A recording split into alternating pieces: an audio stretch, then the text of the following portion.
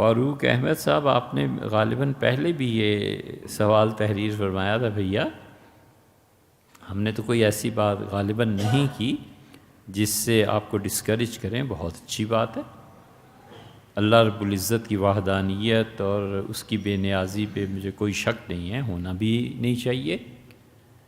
لیکن اگر کسی کو اللہ کی وحدانیت اور اس کی بے نیازی پہ شک واقع ہو جائے اور وہ اللہ تعالیٰ سے رہنمائی طلب کرے اور اللہ سے مانگے تو کیا حرج ہے؟ آپ کو تو یہ دونوں مراحل نہیں پیش آئے، لیکن اس کو پیش آ ہی جائیں. یہ چیزیں قرب کو مزید بڑھاتی ہیں. یہ چیزیں تسکین ہوتی ہیں. یہ چیزیں اضطراب کو تسکین کی منزل سے روشناس کراتی ہیں. کیا حرج ہے؟ اس لیے نہیں گھبرانا چاہیے. بالکل ٹھیک ہے. جب آپ اللہ کی وحدانیت اور اس کی بے نیازی پہ مطمئن ہیں تو آگے چلیے. اچھا، اللہ رب العزت کے ہر حکم اور قرآن کی ہر آیت میں لاجک تلاش کرتا ہوں، الحمدللہ مل جاتی ہے، یہ بھی بہت اچھی بات ہے. لیکن نہ بھی ملے، جستجو رہنی چاہیے. یہ نہیں ہونا چاہیے کہ اس کی تو کوئی حکمت ہی نہیں. وہ حکمت ہوتی ہے، انسان کو کبھی کبھی نہیں ملتی، تو اس میں نہ مایوس ہونا چاہیے اور نہ ہی خدا کے در کو چھوڑنا چاہیے. مجھے میری مرضی کے بغیر پیدا کیا گیا اور زندگی کے مشکل ترین امتحان میں ڈالا گیا، تو شکر کرنا چاہیے کہ میری مرضی نہیں تھی. میری مرضی ہوتی تو پیدا ہی نہ ہوتا. اب سوچیں نا، آپ کی مرضی ہوتی تو آپ پیدا ہی نہ ہوتے. پیدا نہ ہوتے تو اس جہان رنگ و بو میں امتحان کون دیتا؟ کیسے پتہ چلتا کہ ایسا زبردست جوان آیا ہے؟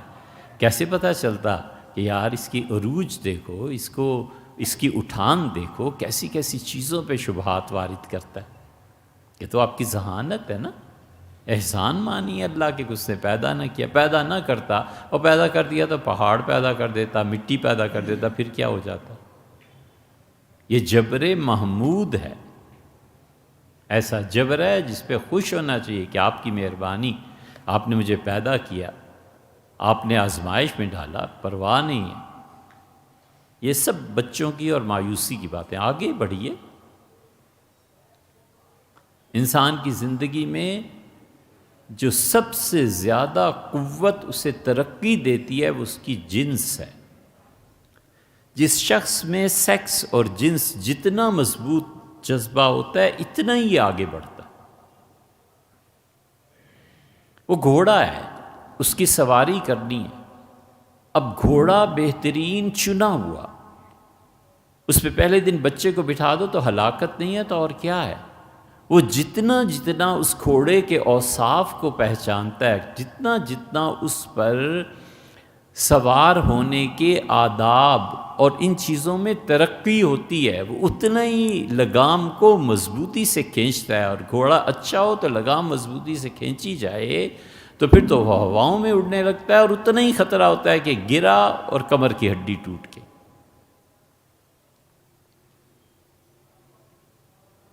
اس لیے زندگی میں آگے بڑھنا چاہیے. کبھی تمنا نہ کرے کہ اللہ آزمائے، لیکن آزما کے تو دیکھے، اسے بھی پتہ چلے.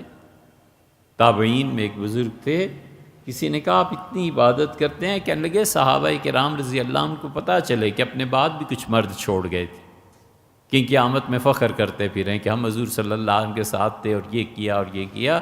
انہیں پتہ چلنا چاہیے کہ ان کے بعد بھی دنیا میں مرد آئے تھے جنہوں نے ان جیسی عبادت کی تھی. یہ ہے زندگی. زندگی یہ تھوڑی ہے کہ مجھے کیوں پیدا کیا. مشکل ترین امتحان میں جو امتحان مشکل ہے تو آپ کا کیا خیال ہے اس کا جو انعام ملے گا وہ کوئی کم ہوگا؟ جتنا بڑا انعام چاہیے اتنا بڑا رزق بھی چاہیے. ہمیشہ انعام بقدر امتحان ملا کرتا ہے. رزق ہے نا، آگے بڑھنا ہے، اس رزق کو لینا پڑتا ہے. تو معمولی سا شعر، کوئی اچھا بھی نہیں ہے، لیکن شاید نمائندگی ہو، ترجمانی اس کی ہو سکے. ادھر آ ستمگر ہنر آزمائیں، تو تیر آزمام جگر آزمائیں. تو مسئلہ کیا ہے؟ آگے بڑھو. پھر اللہ نے اپنے آپ کو اور اپنے فرشتوں کو اور میرے اندر موجود علامتوں کو مجھ سے چھپا دیا، اور مجھ پر میرے نفس اور شیطان کے حملے بھی کر رہے ہیں۔ اچھا ہے نا یار، لڑو، مزہ آئے گا، پتہ چلے گا۔ حضرت سید صاحب رحمۃ اللہ علیہ جب تشریف لائے تھے جہاد کے سلسلے میں، تو ایک جگہ سکھوں سے ایک مجاہد کا مقابلہ ہو گیا، تو انہوں نے کہا مت مارو۔ اس سکھ نے کہا کہ نکلے کیوں تھے گھر سے اگر اتنی زندگی کی تمنا تھی؟ اس نے کہا تم میرے ہنر دیکھو، تم میرے مقابلے میں لڑ ہی نہیں سکتے۔ انہوں نے پھر جو تلوار ہوا میں چلانا شروع کی تو سکھ حیران تھے، پھر انہوں نے تیر اندازی شروع کیا۔ مجھے دیکھو تو صحیح نا، میں کس بے جگری سے لڑتا ہوں۔ یہ ہے مرد، یہ ہے انسان۔ اگر یہ چیزیں نہ آتی ہوں اور اتنا ہی ڈر اور خوف طاری ہو تو پھر خواتین کے ساتھ گھر میں بیٹھ جانا چاہیے، مردوں کی طرح پھر نکلنا ہی نہیں چاہیے۔ امتحان کی ناکامی پر بڑی سزا، تو جو کامیابی ہوئی ہے اس پہ کچھ نہیں ملے گا۔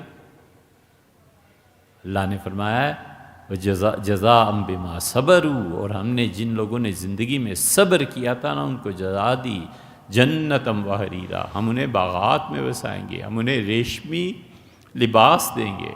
اللہ نے کہا حلو اساور من ذہب، سونے کے کنگن پہنائیں گے۔ غلام جو ہوتے ہیں نا ان کے ساتھ ایسے ہی ہوتا ہے۔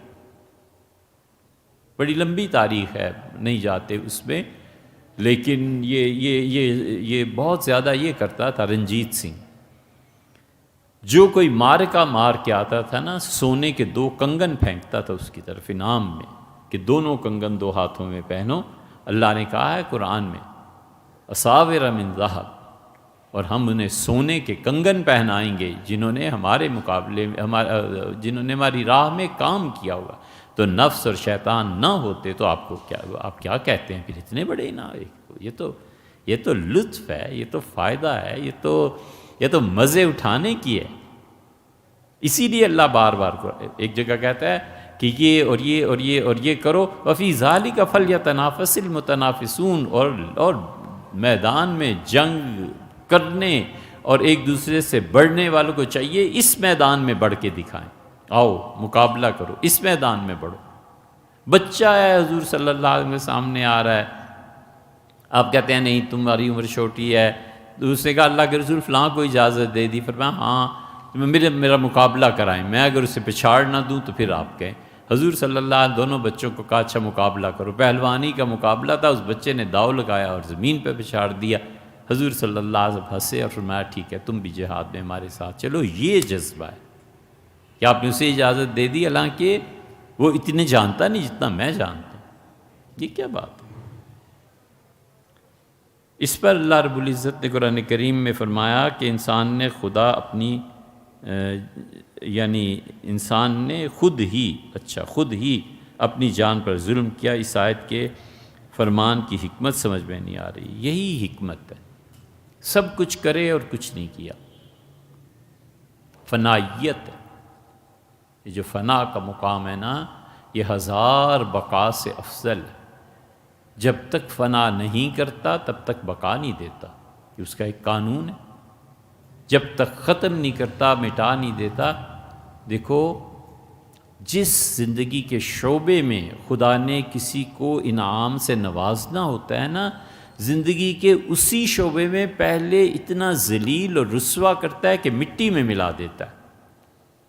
جب اچھی طرح وہ ذلیل، رسوا اور مٹی میں مل جاتا ہے، پھر اسے نئی زندگی دیتا ہے، نئی اٹھان دیتا ہے۔ ڈاکٹر کو نہیں دیکھا، اور مثالیں تو کیا دیں، بہت فلسفیانہ چیزیں ہیں۔ ڈاکٹر کو نہیں دیکھا، یہ ڈاکٹر بنتا ہے۔ آرمی کے افسر کو نہیں دیکھا، یہ کیا ہوتا ہے، مٹی میں مل جاتے ہیں پڑھ کے۔ وکیل کو دیکھ لی، کہیں بھی دیکھ لے، بیچارہ جنازے اور شادی تک سے رہ جاتا ہے۔ کبھی تمنا پیدا ہوتی ہے کہ یار اس فیلڈ کو چننا ہی نہیں تھا، دفع کرو، اور پھر لگ جاتا ہے۔ جب ٹھیک مٹی میں مل جاتا ہے، اسے کہتے ہیں آپ نئی زندگی لے، آپ تجھے ایک نیا جہان دیتے ہیں۔ ماں بچے کو جنم دیتی ہے نا، تو کہتی ہے 100,000 بار میری توبہ جو آئندہ اس مرحلے سے گزروں، تو خدا کے فرشتے، خدا کا نظام اسے کہتا ہے کہ نہیں، اس بچے کے ذریعے تمہاری بقا، یہ بچہ جو ہے تمہارے لیے عزت اور خدمت کا باعث بنائیں گے، تم دیکھو گے اسی کسی عروج تک لے جائیں گے، یہی ہوتا ہے۔ آپ کو یہ کہنے کی ضرورت ہی نہیں تھی کہ آپ مانتے ہیں کہ اللہ بے نیاز ہے، یقیناً آپ مانتے ہیں اللہ حکیم ہے، یقیناً آپ مانتے ہیں آپ مسلمان ہیں، اللہ کی صفات طیبہ کا اقرار کرنے والے ہیں، اس کی کیا ضرورت؟